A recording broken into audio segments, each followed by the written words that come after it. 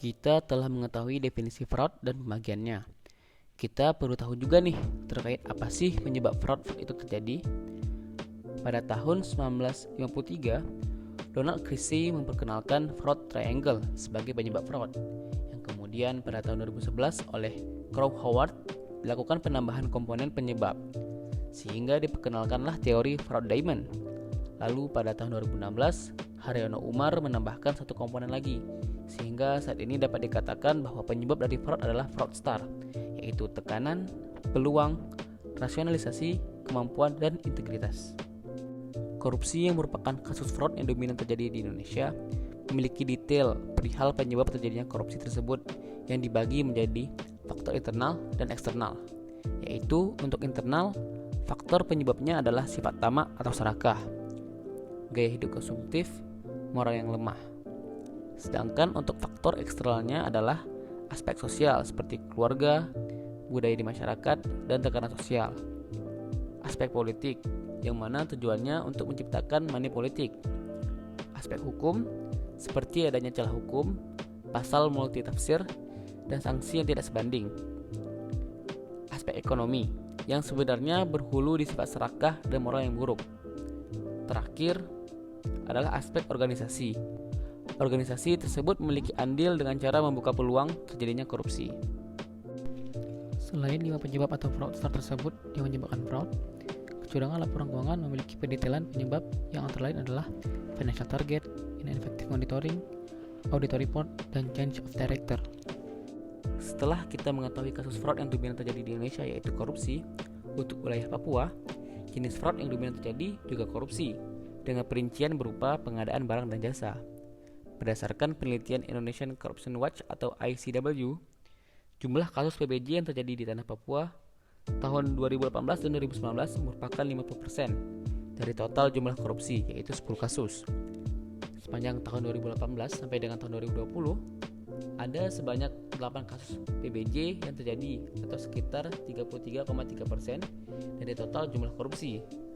Nilai kerugian negara yang ditimbulkan akibat tindakan tersebut sebesar 54,3 miliar.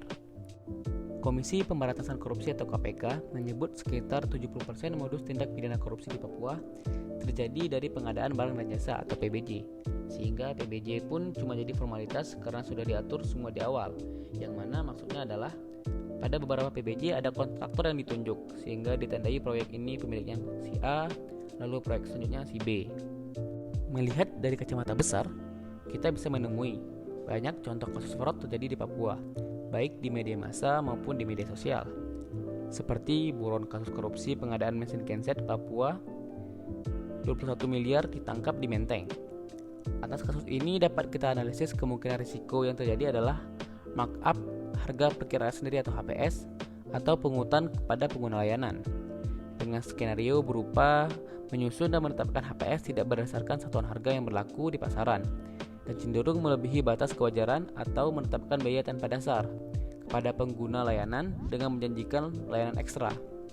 Modus seperti ini bisa terjadi karena kasus ini terindikasi dilakukan korupsi pada saat tahap pelaksanaan, yaitu pada saat proses biaya angkut barang dari pelabuhan ke lokasi.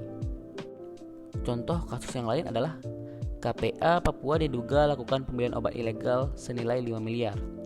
Kasus ini dapat kita analisis merupakan risiko atas intervensi pemilihan penyedia atau penyalahgunaan aset daerah, dengan skenario penyedia telah ditentukan oleh pihak tertentu sebelum pelaksanaan seleksi, sehingga pada prosesnya seleksi hanya berjalan secara formalitas atau memanfaatkan aset milik daerah tidak untuk kepentingan organisasi, melainkan untuk memperoleh keuntungan secara pribadi.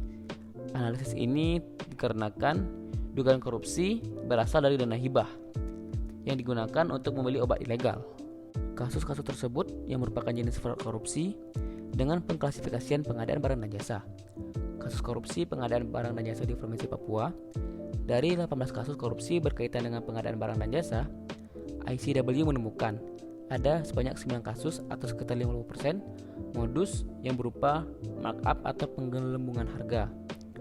Modus markup sering digunakan oleh para tersangka ketika adanya proses pengadaan barang dan jasa. Terdapat dua pola yang jamak dilakukan. Pertama, sebagian nilai markup yang diterima oleh penyedia akan diberikan kepada pejabat suatu instansi.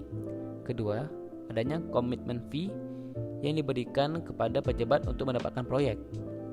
Sepanjang tahun 2018 hingga 2020, diketahui bahwa kasus korupsi dalam pengadaan barang dan jasa sering terjadi ketika adanya proyek infrastruktur. Berdasarkan hasil pemantauan, terdapat 12 dari 18 kasus korupsi terjadi saat pekerjaannya berfokus pada proyek infrastruktur. Nilai kerugian negara yang ditimbulkan akibat korupsi infrastruktur sekitar 20,7 miliar rupiah. Terlihat bahwa korupsi pengadaan berkorelasi dengan proyek infrastruktur yang sedang atau sudah dikerjakan. Hal ini dapat berdampak pada kualitas proyek infrastruktur. Dari seluruh kasus yang terpantau, ICW juga melakukan analisis terhadap sektor yang dikorupsi oleh para pelaku kejahatan.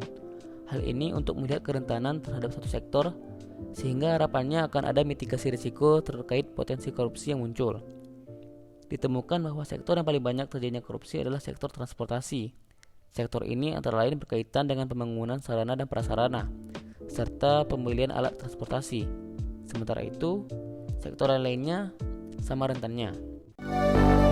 Fill me out with your smile.